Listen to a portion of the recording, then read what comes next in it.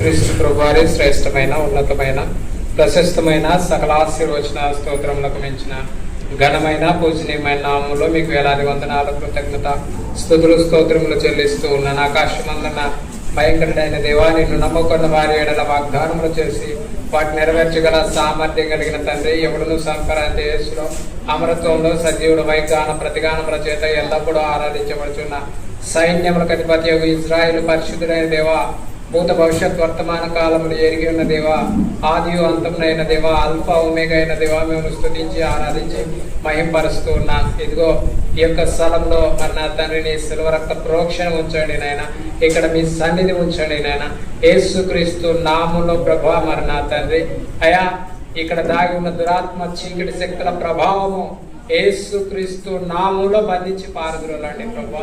ఇది నీ సన్నిధి ఆవరణం ప్రభా, నీ యొక్క సన్నిధి ప్రాకాశ్యత, మరి నా తండ్రి నీ యొక్క సన్నిధి ప్రభావము ఇక్కడ నీ సన్నిధిలో మీరు ఉంచుతూరమని ప్రార్థన చేస్తున్నాను. అయా, దుష్టుని అపవాది యొక్క చీకటి శక్తుల ప్రభావము నజరేయుడైన యేసుక్రీస్తు నామములో ప్రభా మీ సంఘముగా చేరి బంధిస్తూ ఉన్నారు. వారి యొక్క దురాత్మ చీకటి శక్తుల ప్రభావం నుండి ఈ యొక్క స్థలంలో విడుదల కలిగించండి, కృప చూపించమని, ఈ యొక్క సమయంలో మీరు మాతో మాట్లాడుతున్నామని, మీ స్వరాన్ని మాకు వినిపిస్తున్నామని మీ దయగల కృపగల హస్తాలకు అప్పగించుకుంటూ అయా, నన్ను కూడా నీ సిలువ చాటున మరుగుపరిచి అయా, నీ పిల్లలకు కావాల్సిన ఆత్మీయ అక్కర మీరు తీరుస్తున్నామని యేసుక్రీస్తు నామంలో స్తుతించి ప్రార్థించి అడిగి పొందుకొనిచున్నాము తండ్రి. బైబిల్ బలవాడు, బైబిల్ బలవాడు.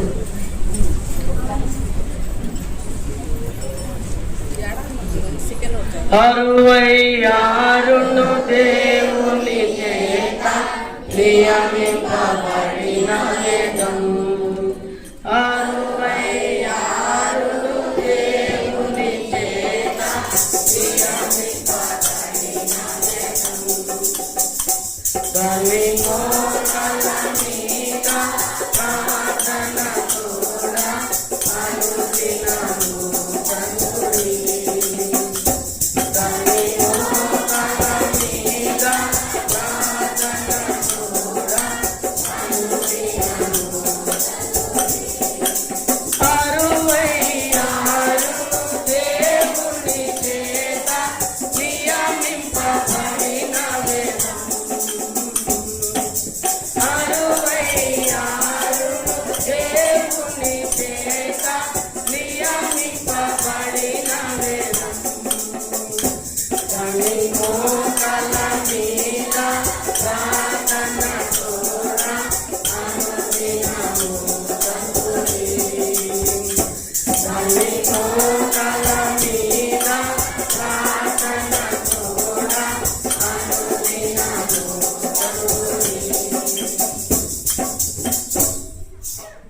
వాక్యం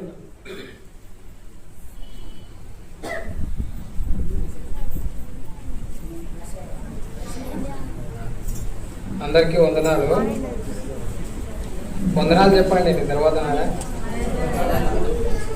అందరికీ వందనాలు. అయితే ఆరాధన అంటే ఏంటి ఎవరైనా చెప్తారా?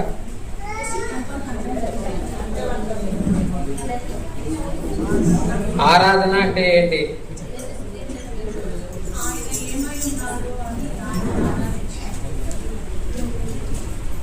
ఆయనను ఆరాధన అంటే నోటితో ఆరాధన చేయడం కాదు కానీ, నోటితో ఆరాధన చేయడం కాదు కానీ, మన హృదయం ద్వారా, మన యొక్క జీవితం ద్వారా దేవుణ్ణి గణపరచడం, మన జీవితం ద్వారా దేవుణ్ణి గణపరచడం. ఏంటి? మన జీవితం ద్వారా దేవుణ్ణి గణపరచడం. అయితే దేవుని వాక్యంలోనికి వెళ్లే ముందు ఒక చిన్న మాట చెప్తాను. శత్రువైన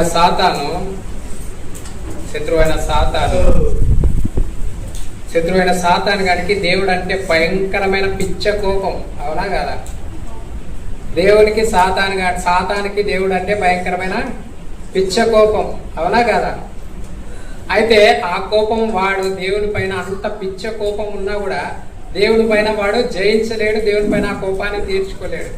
కాబట్టి దేవుని పైన ఆ కోపాన్ని తీర్చుకోలేడు కాబట్టి తన పిల్లలమైన మన పైన ఆ కోపాన్ని తీర్చుకోవడానికి వాడు శత్రువైన సాతాను గాడు ప్రయత్నం చేస్తూ ఉంటాడు.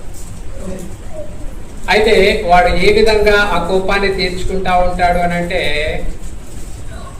భార్యకి భర్త ద్వారా, భర్తకి భార్య ద్వారా, పిల్లలకు తల్లిదండ్రుల ద్వారా, తల్లిదండ్రులకు పిల్లల ద్వారా, లేకపోతే మన స్నేహితుల ద్వారా, లేకపోతే సంఘం ద్వారా, లేకపోతే దైవ సేవకుల ద్వారా, ఇలాగ ఏదో ఒక విధంగా వాడు మన పైన తన కోపాన్ని తీర్చుకోవడానికి ప్రయత్నం చేస్తూ ఉంటాడు.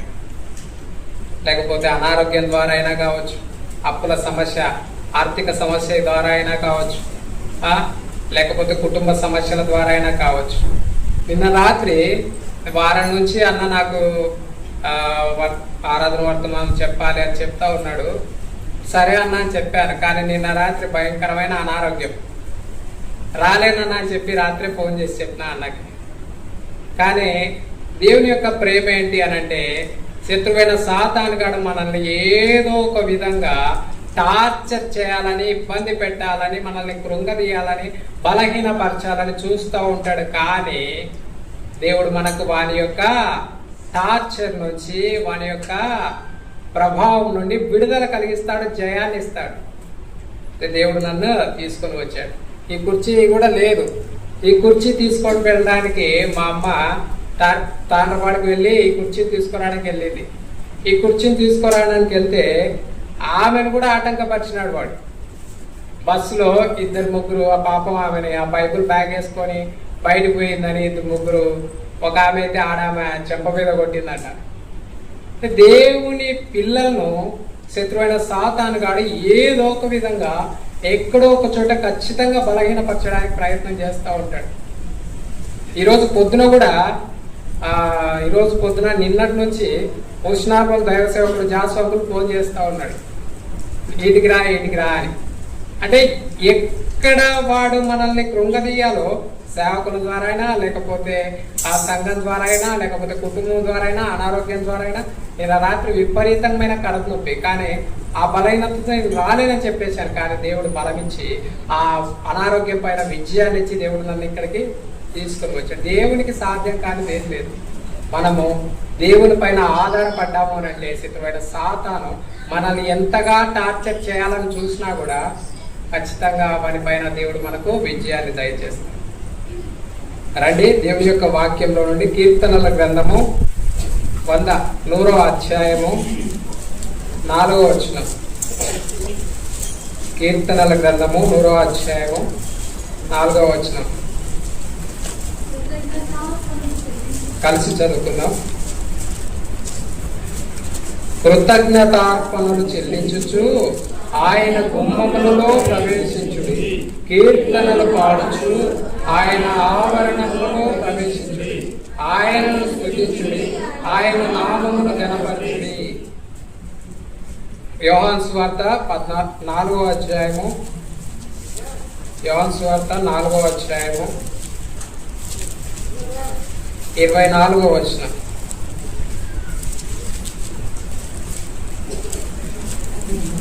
చదవండి. ఆత్మతోను సత్యంతోను ఆరాధించండి. రండి, మీకా గ్రంథము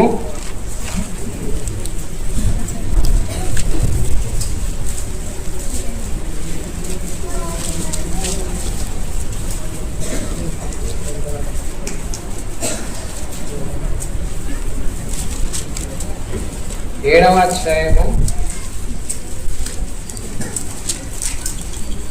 18వ వచనం కలిసి చదువుకున్నాం. తన స్వాస్థ్యంలో శేషించిన వారి దోషమును పరిహరించి వారు చేసిన అతిక్రమముల విషయమై వారిని క్షమించు దేవుడైన నీతో సముడైన దేవుడున్నాడా? ఆయన కనికరము చూపుటయందు సంతోషించువాడు గనుక నిరంతరము కోపించడు. చిన్న ప్రార్థన చేసుకుందాం. కళ్ళ మూసుకోండి. మహాగణుడ, మహోన్నతుడ, సర్వోన్నతమైన స్థలములలో నివసించు సర్వాధికారి, సర్వ సృష్టికర్త, మీకు వేలాది వందనాలు, కృతజ్ఞత, స్తుతులు, స్తోత్రములు చెల్లిస్తూ ఉన్నా. అయా, మరి నా తల్లి చదవబడిన వాక్యాన్ని మీరు మాకు విరిచి పంచిపెట్టండి మా యొక్క హృదయాల్లో. మరి నా తండ్రి నీ యొక్క వాక్యాన్ని నింపండి.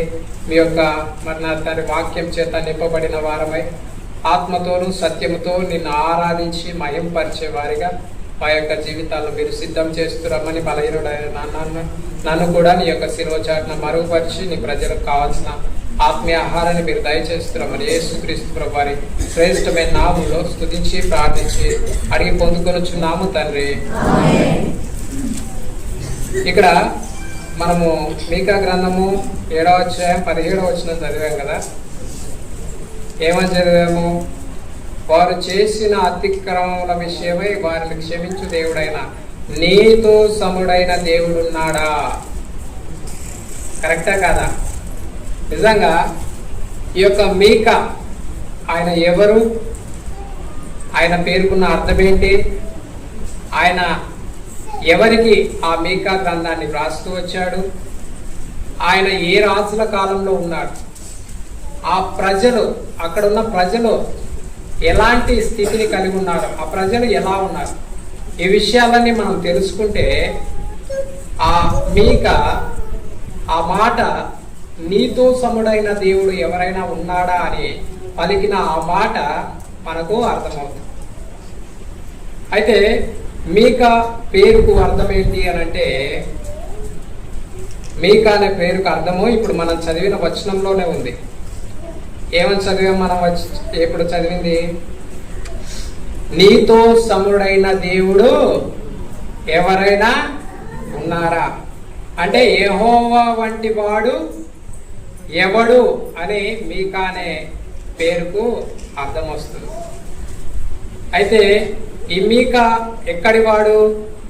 ఒక్కసారి రాసిన మీకా గ్రంథము 1వ అధ్యాయము 1వ వచనం. యోతాము, ఆహాజు, హిజ్కియాను యూదా రాజుల దినములలో షోమ్రోనును గూర్చియు యెరూషలేమును గూర్చియు దర్శన రీతిగా మొరాస్తీయుడైన మీకాకును ప్రత్యక్షమైన యెహోవాకు. ఎవరు ఈ మీకా అంటే? మొరాస్తీయుడు. ఈ మొరాస్తి అనే ప్రాంతం ఎక్కడ ఉంది అని అంటే యెరూషలేం నుంచి ఒక 20 కిలోమీటర్ల దూరం ఉంటుంది.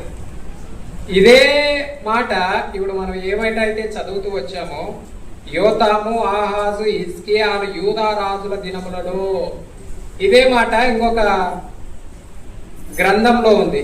ఏ గ్రంథంలో ఉంది చెప్తారా? యెషయా గ్రంథం. తీయండి యెషయా గ్రంథము 1వ అధ్యాయం 1వ వచనం.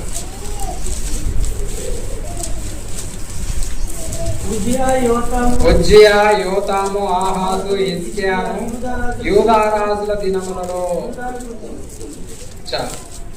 ఇక్కడ ఇదే మాట మీకా గ్రంథంలో రాయబడుతూ వచ్చింది.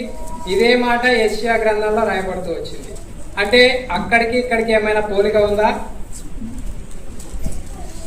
చెప్పాలి. ఆయనకి, ఈయనకి, మీకాకి, యెషయా ప్రవక్తకి ఏమైనా సంబంధం ఉందా? సంబంధం ఉందా అంటే సంబంధం ఉంది. యెషయా, మీకా ఇద్దరు ఒకే కాలంలో ప్రవచించారు. యెహెజ్కేలు, దానియేలు ఇద్దరు ఒకే కాలంలో ప్రవచించారు. యెషయా, మీకా ఇద్దరు ఒకే కాలంలో ప్రవచించారు. అదేంటన్నా ఇద్దరు ఒకే కాలంలో ఎట్లా ప్రవచిస్తారన్నా అంటే, యెషయా రాజుల ఆస్థానంలో ఉండి ప్రవచిస్తూ వచ్చారు. మీకా పల్లెటూరులో, యెరూషలేము చుట్టూ ఉన్న పక్కన పల్లెటూర్లు ఉంటాయి కదా, అలాంటి పల్లెటూరులో ప్రవచిస్తూ వచ్చాడు. అయితే యెషయా చెప్పింది ఏంటి, మీకా చెప్పింది ఏంటి అని అంటే, ఇజ్రాయేలు 10 గోత్రాలు, యూదా 2 గోత్రాలు ఎంతో భయంకరమైన పాపంలో ఉన్నాయి.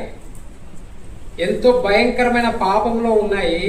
వీళ్ళ కాలం ఎప్పుడు అని అంటే, ఈ యొక్క యోతాము, అక్కడ ఏ రాజులు ఉన్నారు? యోతాము, ఆహాజు, హిజ్కియా. ఈ రాజుల కాలం ఎంత అంటే క్రీస్తు పూర్వం 740వ సంవత్సరం నుంచి 687వ సంవత్సరం వరకు ఈ 3 రాజులు పరిపాలన చేస్తారు. ఈ 740 నుంచి 687వ సంవత్సరం వరకే మీకా ప్రవక్త తన ప్రవచనాలు ప్రవచిస్తూ వచ్చాడు. మీకా గ్రంథంలో 7 అధ్యాయాలు ఉంటాయి. మొదటి 3 అధ్యాయాలు మొదటి 3 అధ్యాయాలు ఇజ్రాయెల్ ప్రజలు, యూదా ప్రజలు వారి యొక్క భయంకరమైన పాపాన్ని గురించి రాస్తాడు. మీరు ఇంత ఘోరంగా పాపం చేస్తూ ఉన్నారు, ఇంత భయంకరంగా పాపం చేస్తూ ఉన్నారు. రండి మీకా గ్రంథము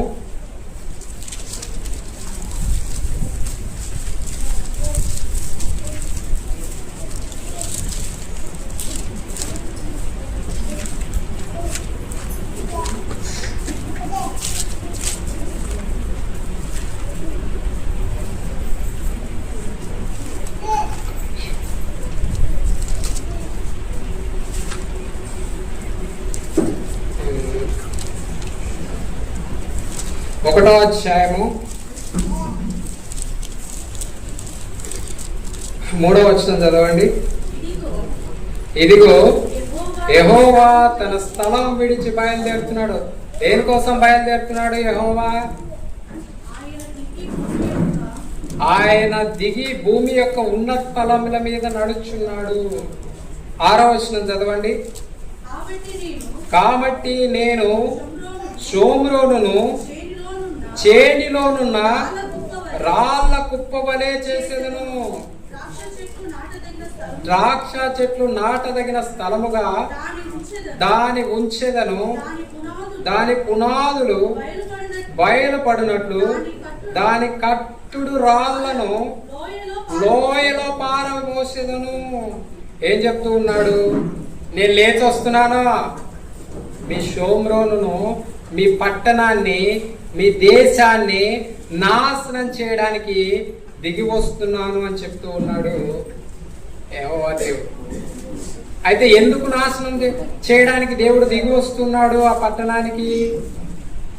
వారి పాపము అంత భయంకరంగా విచ్చలవిడిగా తయారైపోయింది. అయితే వారి పాపము అంత విచ్చలవిడిగా తయారు కావడానికి కారణం ఏంటి? దేవుడు వాళ్ళకి సమృద్ధినిచ్చాడు కదా. ఇజ్రాయెల్ ప్రజలకి సమృద్ధి ఇచ్చినంత సమృద్ధి దేవుడు ఎవ్వరికి ఇవ్వలేదు. తన పిల్లలుగా దేవుడు వారికి ఎంత సమృద్ధి ఇచ్చాడు? ఆనాడు ఐగుప్తులో వాళ్ళు 400 సంవత్సరాలు బానిసలై బ్రతికితే ఆ 400 సంవత్సరాలు బానిసలై బ్రతికినందుకు, బానిసలై వాళ్ళకి ఐగుప్తు ప్రజలకు పనిచేసినందుకు ప్రతిఫలంగా, జీతంగా ఆ ఐగుప్తు ప్రజల నుండి, ఆ ఫరో నుండి బంగారు, వెండి, విలువైన వస్తువులు ఇజ్రాయెల్ ప్రజలు బయటకు వచ్చేటప్పుడు వాళ్ళకి ఇచ్చి పంపించాడా లేదా? కొల్ల సొమ్ముగా తీసుకొని వచ్చారు కదా వాళ్ళు. ఎంత ప్రేమించాడు దేవుడు వాళ్ళని. అలాగే మళ్ళా అరణ్యంలోనికి వచ్చిన తర్వాత ఆ ఎర్ర సముద్రం అడ్డం వస్తే ఎర్ర సముద్రాన్ని చీల్చాడు. తర్వాత ఎర్ర సముద్రం అయిపోయిన తర్వాత మాకు ఆహారం కావాలంటే మన్నాను కురిపించాడు. దేవదూతలు తినే ఆహారాన్ని ఇజ్రాయెల్ ప్రజలకు ఇచ్చాడు. ఈ భూమి మీద ఉన్న ఏ సంతతి వాళ్ళు అలాంటి ఆహారాన్ని తినలేదు. అది కనానులో వాళ్ళు ప్రవేశించేంత వరకు ఆ మన్నాను తింటూ వచ్చారు. మళ్ళీ మాకు మాంసం కావాలంటే పూరేళ్ళని ఇచ్చాడు. మాంసాన్ని కూడా ఇచ్చాడు దేవుడు. ఇవ్వలేదా? మాంసాన్ని కూడా ఇచ్చాడు. అలాగా దేవుడు వారు అడిగింది ప్రతిదీ ఇచ్చాడు. తర్వాత కనానుకు వెళ్ళిన తర్వాత కూడా వారు నాటని పంటలు కోసే విధంగా పాలు తేనెలు ప్రవహించే దేశంలో వారిని ప్రవేశపెడుతూ వచ్చాడు. రండి కీర్తనల గ్రంథము. అంత చేసినా కూడా వాళ్ళు ఎలాంటి స్వభావాన్ని కలిగి ఉన్నారో కీర్తనల గ్రంథము 78వ అధ్యాయంలో దేవుడు ఎంతో వాపోతూ వ్రాయిస్తాడు. ఈ కీర్తనల గ్రంథము 78వ అధ్యాయము 40, 41, 42 చదవండి. 40 అరణ్యమున వారు ఆయన మీద ఎన్ని మారులో తిరగబడిది, ఎడారి యందు ఆయనను ఎన్ని మారులో దుఃఖపెట్టిది. మాటి మాటికి వారు దేవుని శోధించిరి.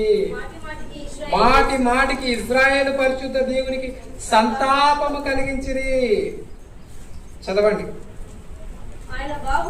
ఆయన బాహుబలమైనను విరోధుల చేతిలో నుండి ఆయన తమ్మును విమోచించిన దినములనైనను వారు స్మరణకు తెచ్చుకోలేదు.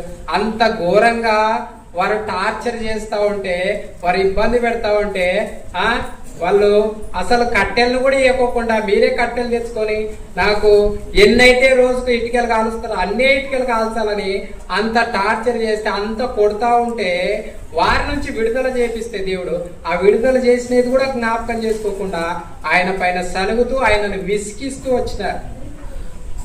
ఈరోజు ఇక్కడ కూడా మీకా గ్రంథం దగ్గరికి వచ్చేసరికి ఇజ్రాయెల్ 10 గోత్రాలుగా మరి విడిపించబడుతూ వచ్చింది. అలాగే యూదా 2 గోత్రాలుగా విడుదల చేయబడుతూ వచ్చింది.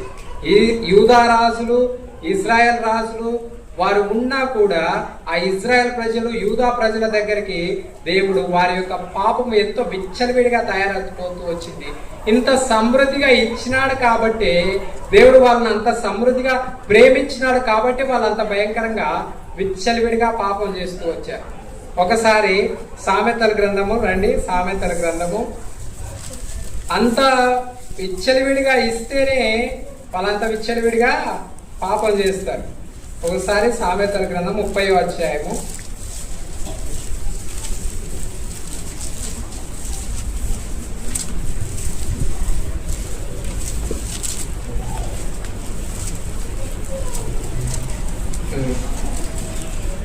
ఏడు 8 9 వచనాలు చదవండి. దేవా నేను నీతో 2 మనవులు చేసుకొంచున్నాను, నేను చనిపోక ముందు వాటిని నాకు అనుగ్రహించుము. వ్యర్థమైన వాటిని అబద్ధములను నాకు దూరముగా నుంచుము. పేదరికమునైనను ఐశ్వర్యమునైనను నాకు దయచేయకము. తగినంత ఆహారం నాకు అనుగ్రహింపుము. ఎక్కువైన ఎడల నేను కడుపు నిండిన వాడనై నిన్ను విసర్జించి యెహోవా ఎవడని అందునేమో, లేక బీదనై దొంగిలి నా దేవుని నామమును దూషింతునేమో. ఈ పరిస్థితులన్నీ గమనించినాడు ఎవరైనా. అక్కడ పైన ఉంటుంది చూడండి, 1వ వచనంలో ఆగూరు. ఎవరు? ఆగూరు మాట్లాడుతూ ఉన్నాడు. ఏమని మాట్లాడుతూ ఉన్నాడంటే, దేవా నేను చచ్చిపోక ముందు 2 మనవులు నీ దగ్గర కోరుకుంటానయ్యా, నాకు ఇవి దయచేయ్యా, నాకు ఎక్కువ ధనాన్ని ఇవ్వద్దు, అలాగని పూర్తిగా కష్టాల్లో పెట్టొద్దు. ఇప్పుడు ధనవంతుడైతే ఏం చేస్తాడు? దేవుని మర్చిపోయి ఇలాగైతే ఇజ్రాయెల్ ప్రజలకు దేవుడు సమృద్ధి ఇచ్చిన తర్వాత దేవుణ్ణి దూషిస్తూ వచ్చారో, దేవుణ్ణి గాయపెడుతూ వచ్చారో, అలాగా నేను కూడా మిమ్మల్ని గాయపెడతానయ్యా, నాకు అలాగని మళ్ళీ బీదవానిగా కూడా చేయొద్దు. బీదవాన్ని అయితే ఏదో దొంగిలి లేదంటే ఎవరినో ఒకరిని మోసం చేసి వీడు దేవుని నమ్ముకున్నాడు చూడు, దేవుని నమ్ముకున్నా కూడా ఇంత దొంగతనాలు చేస్తున్నాడు, ఇంత మోసంగా బ్రతుకుతున్నాడు అని నీ నామాన్ని అవమాన పాలు చేస్తానేమో, కాబట్టి నాకు అంత ఎక్కువ డబ్బు ఇవ్వద్దు, అంత తక్కువ బీదోనిగా పెట్టొద్దు, కాబట్టి తగినంత ఆహారం నాకు ఈ దేవా అని చెప్పి ఆగూరు ప్రార్థన చేస్తూ ఉన్నాడు. కానీ ఆనాడు దేవుడు ఆయన స్వార్థం లేనివాడు, తన ప్రజలను అత్యధికంగా ప్రేమించేవాడు. కాబట్టి దేవుడు ఆ ఇజ్రాయెల్ ప్రజలకు నాటని పంటను కోసుకొని తినడానికి పాలు తేనెలు ప్రవహించే దేశంలోనికి ప్రవేశపెడుతూ వచ్చారు. వారు ఉన్న బందీకాల నుండి వారికి విడుదల కలగజేసి. కానీ దేవుణ్ణి వారు అనేక మార్లు సరిగారు, అనేక మార్లు దుఃఖ పెడుతూ వచ్చారు. ఇప్పుడు కూడా వారికి ఇచ్చిన సమృద్ధిని బట్టి వారు ఎంతో భయంకరంగా విచ్చలవిడిగా పాపం చేస్తూ ఉన్నారు. ఎలాంటి పాపం చేస్తూ ఉన్నారు రండి. మీకా గ్రంథము 3వ అధ్యాయము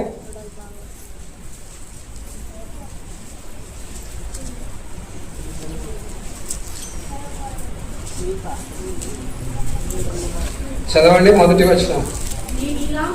నేను ఇలాగ ప్రకటించింది, యాకోబు సంతతి యొక్క ప్రధానులారా, ఇజ్రాయేలీయుల అధిపతులారా, ఆలకించుడి. ఈ న్యాయం ఎరిగి ఉంటుట మీ ధర్మమే కదా. అయినను మేలును ఆశ్రయించుకొని కీడు చేయనే ఇష్టపడుతున్నారు. నా జనుల చర్మము ఊడదీసి వారి ఎముకల మీద మాంసము చీల్చుదురు. చదవండి 5వ వచనం. ఇక్కడ వీరి చాలు, ఒక్క నిమిషం అండి. ఇక్కడ చూడండి ఎలా ఉన్నారంట వాళ్ళు. మేలును అసహించుకొని కీడునే ఇష్టపడుతూ ఉన్నారంట. ఈ ప్రజలు మేలును అసహించుకొని కీడునే ఇష్టపడుతూ ఉన్నారంట. అలాగనే ఆ యొక్క ప్రజలు ఉంటారు కదా, ఆ ప్రజల మాంసాన్ని కూడా తింటున్నారంటే వారి రక్తాన్ని తాగుతున్నారంట. అంటే వాళ్ళని దోచుకొని తింటూ ఉన్నారు. ఇంకా అక్కడ ఉన్న అధికారులు కూడా ఎలా ఉన్నారు అని అంటే 11వ వచనం చదవండి. జనులలో ప్రధానులు లంచం పుచ్చుకొని ఏం చేస్తున్నారంట? జనులో ఉన్న ప్రధానులు, ఇజ్రాయెల్లో అధికారులు, ప్రధానులు ఏం చేస్తూ ఉన్నారు? లంచాలు తీసుకుంటున్నారంట. ఇప్పుడే లంచాలు తీసుకుంటున్నాం అనుకుంటున్నామేమో, ఆ కాలంలో క్రీస్తుపూర్వం 740 సంవత్సరాల్లోనే లంచాలు తీసుకుంటున్నారంట. వాళ్ళు లంచాలు పుచ్చుకొని తీర్పు తీరుస్తారంట. లంచాలు ఇచ్చినోనికి ఒక తీర్పు, లంచాలు ఇవ్వనోనికి ఒక తీర్పు. లంచాలు ఇస్తే అధికారము, లంచాలు ఇవ్వకపోతే అధికారం లేదు. తర్వాత వారి యాజకులు కూలికి బోధిస్తారంట. యాజకులు, సేవకులు కూలిస్తే వాక్యం చెప్తారంట, కూలి ఇవ్వకుంటే వాక్యం చెప్పారంట. తర్వాత ప్రవక్తలు ద్రవ్యం కొరకు సోదె చెప్తారు. సోదె అంటే సోదె చెప్తామమ్మ సోదె అనుకుంటూ వస్తా ఉంటారు ఊరికి. అలాగా ప్రవక్తలు కూడా అంటే ఫ్యూచర్ ప్రాఫిట్స్, ప్రవచనాలు చెప్పే వాళ్ళు కూడా ద్రవ్యాన్ని, డబ్బులు తీసుకొని చెప్తారంట. ఇదే అధ్యాయంలో 5వ వచనం చదవండి. వారు ఎలా ఉన్నారంట? ప్రవక్తలు ఆహారం నములుచు సమాధానం అని ప్రకటిస్తారంట. ఎవరైతే డబ్బులు ఇస్తారో, ఎవరైతే ఆహారం పెడతారో, ఇజ్రాయెల్ ప్రవక్తలు ఎవరైతే డబ్బులు ఇస్తారో, ఎవరైతే ఆహారం పెడతారో, ఎవరైతే దశంభాగం ఇస్తారో వాళ్ళకి మీకు సమాధానం, మీకు మేలు కలుగుతుంది, శాంతి కలుగుతుంది, సమాధానం కలుగుతుంది, మీకు సంతోషం కలుగుతుందని ప్రకటిస్తారంట. తర్వాత ఒకరు తమ నోట ఆహారం పెట్టని ఎడల అతని మీద యుద్ధం ప్రకటించు వారునై నా జనులను పొరపెట్టు ప్రవక్తలను గూర్చి యెహోవా సెలవిచ్చినదేమనగా అన్నాడున్న ప్రవక్తలు ఎలా ఉన్నారు? ప్రవక్తలు బాలేరు. ప్రవక్తలు డబ్బులు ఇచ్చేతోళ్ళకి, ఆహారం పెట్టేతోళ్ళకి ఒక విధంగా ప్రవచనాలు చెప్తారంట. అలాగే డబ్బులు ఇవ్వని వాళ్ళకి, ఆహారం పెట్టిన వాళ్ళకి, బీద వాళ్ళకి ఒక విధంగా యుద్ధం వస్తుంది, నాశనం వస్తుంది అని చెప్పి ప్రవచనాలు ప్రవర్తిస్తేవారంట. అంటే ఇలాంటి పరిస్థితి కలిగి ఉన్నారు. మనము 4-5 అధ్యాయాల్లో చూస్తే, 4-5 ఇదే మీకా గ్రంథం 4-5 అధ్యాయాల్లో వారు చెరకు, బబులోను చెరకు అప్పగించబడేది చూస్తాం. అలాగే అష్షూరు చెరకు అప్పగించబడేది చూస్తాం. తర్వాత అదే 4-5 అధ్యాయాల్లో వారిని తిరిగి ఆ బబులోను చెర తర్వాత, అష్షూరు చెర తర్వాత మరలా దేవుడు వారిని సమకూర్చేది కూడా ఈ యొక్క 4-5 అధ్యాయాల్లో. తర్వాత మరి బెత్లెహేములో ఆ వచనాలు చదువుదాము. బెత్లెహేములో మీ కొరకు ఒక రక్షకుడు పుడతాడు అనే మాట మనము 5వ అధ్యాయం 2వ వచనంలో చూస్తాం. చదవండి 5వ అధ్యాయం. బెత్లెహేము ఎఫ్రాతా, యూదా వారి కుటుంబంలో నీవు స్వల్ప గ్రామమైనను నా కొరకు ఇజ్రాయేలును ఏలబోవాడు నీలో నుండి వచ్చును. పురాతన కాలం మొదలుకొని శాశ్వత కాలం వరకు ఆయన ప్రత్యక్షమవుతుండెను. చూడండి, ఇంత భయంకరమైన వారి కొరకు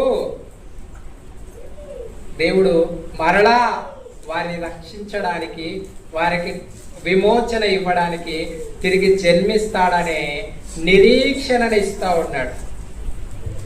ఒక్కసారి ఆలోచించండి. ఈ విషయాన్ని చదువుతా ఉంటే నాకు మన తల్లిదండ్రుల విషయం గుర్తుకొస్తుంది. మన తల్లిదండ్రులు కదా, మనము చిన్నగా మనం పుట్టినప్పటి నుంచి మనము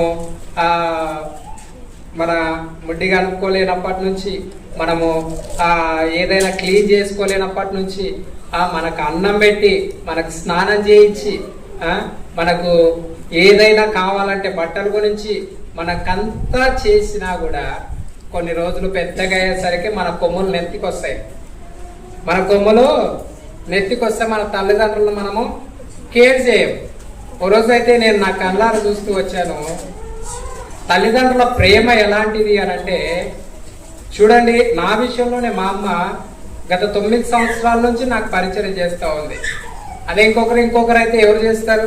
పోరా, ఈ గలీజ్ ఎవడు పని చేస్తాడని చెప్పి వదిలేసి వెళ్ళిపోతారు. అలాగే నేను బాగున్నప్పుడు అబ్రహాం గాడు ఉన్నాడా, అబ్రహాం దాదా పైన ఆ రూమ్ లో పైనుంచి మెట్ల మీద నుంచి కిందికి తొలకుండా వచ్చినాడు. ఆ రోజు వాళ్ళ నాన్న వాళ్ళ అమ్మ బాధ చూస్తే చాలా ఘోరంగా ఉండేది. అంటే మన తల్లిదండ్రులు మనం చిన్నగా ఉన్నప్పటి నుంచి, మనల్ని పుట్టినప్పటి నుంచి ఎంత ప్రేమిస్తారు. వాళ్ళ ప్రేమ అది వర్ణనాతీతం. అందుకే మరి యెషయా గ్రంథము 66వ అధ్యాయము తీయండి ఒకసారి. దేవుడు తల్లి ప్రేమతో పోల్చుకుంటాడు.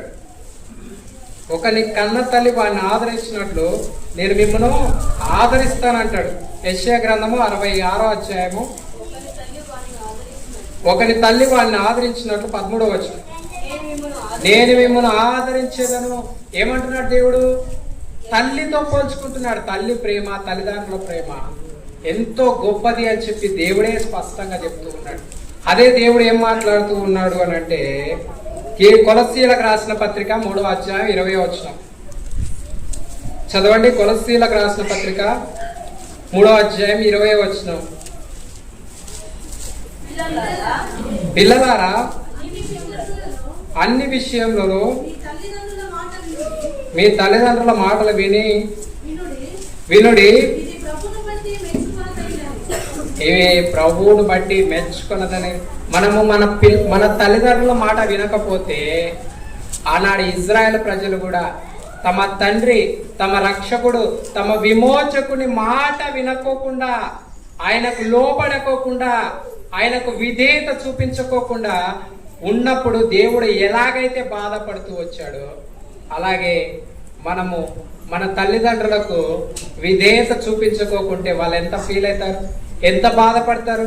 అయ్యో, నేను చిన్నగా ఉన్నప్పటి నుంచి వీడిని పెంచానే, వీనికి నీళ్లు పోసాను, తర్వాత వీడిని క్లీన్ చేశాను, ఆ రక్తపు మడుగులో ఉన్నప్పుడు వీడిని క్లీన్ చేశాను, పెట్టుకున్నాను, వీడు ఏడిస్తే అర్ధరాత్రి కూడా లేచి వీనికి కావాల్సింది అందించానే.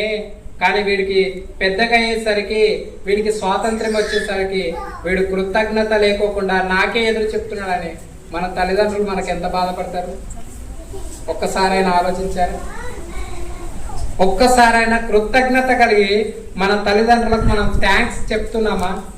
ఆనాడు ఇజ్రాయెల్ ప్రజలు కూడా తమ దేవునికి, తమకు విమోచన కలిగించిన దేవునికి, వారి రక్తపు డాగుల్లో ఉంటే నేను వాడిని క్లీన్ చేశాను అని అంటాడు దేవుడు.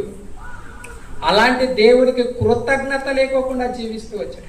అయినా కూడా దేవుడు వారి కొరకు మరి విమోచనను, నిరీక్షణను ఏర్పాటు చేస్తూ వచ్చాడు. ఇప్పుడు మనం ఏం చూస్తూ వచ్చాం? మీకా గ్రంథంలో 1, 2, 3 అధ్యాయాలు ఇజ్రాయేలు యూదా ప్రజల పాపము అధికంగా చేయబడుతూ వచ్చింది.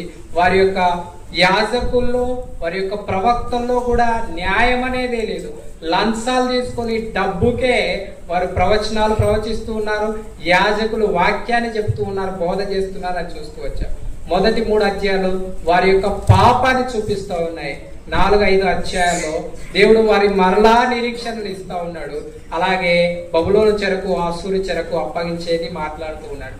అయితే 6, 7 అధ్యాయాల్లో మీరు మారండి, మీరు మారితే మీకు ఇలాంటి దేవుడు రక్షణ ఇచ్చినట్టు ఏ దేవుడు కూడా మీకు రక్షణ ఇవ్వడు అని చెప్పి అక్కడ 6, 7 అధ్యాయాల్లో వారిని మారండి మారండి మారండి అని బ్రతిమిలాడుకోవడము, మీకా గారు ఇజ్రాయేల్ యూదా ప్రజలను బ్రతిమిలాడుకోవడం మనం చూస్తాం. అయితే వాళ్ళు బ్రతిమిలాడుకున్నా కానీ వినరు. ఇజ్రాయెల్ ప్రజలకు అంత చెప్పినా వినక కేవలం ఎప్పుడు మీకా గారు ప్రవచనాలు ప్రవచించడం ఎప్పుడు ప్రారంభిస్తాడు అని అంటే, క్రీస్తు పూర్వం 740వ సంవత్సరంలో ఆయన ప్రవచనాలు చెప్పడం ప్రారంభిస్తే, క్రీస్తు పూర్వం 722వ సంవత్సరాలు అంటే కేవలం ఒక 18-19 సంవత్సరాల్లో ఇజ్రాయెల్ ప్రజలు వారి పాపాన్ని బట్టి చెరకు అప్పగించబడతారు. అశ్షూరీయుల చెరకు అప్పగించబడతారు. నేను సామ్రాజ్యాల గురించి చెప్పాను పోయినసారి. ఎన్ని సామ్రాజ్యాలు ఉన్నాయని చెప్పాను బైబిల్లో? గుర్తుందా ఎవరికైనా? ఎన్ని సామ్రాజ్యాలు ఉన్నాయని చెప్పాను? 6 సామ్రాజ్యాలు ఉన్నాయి. 1 ఐగుప్తు సామ్రాజ్యం, 2